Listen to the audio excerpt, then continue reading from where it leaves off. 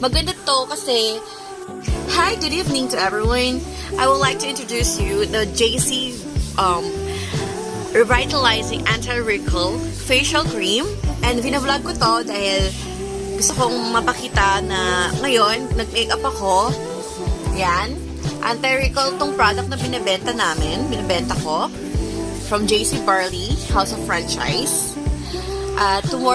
To know more about the business, if you want to join us, you can just send me a chat.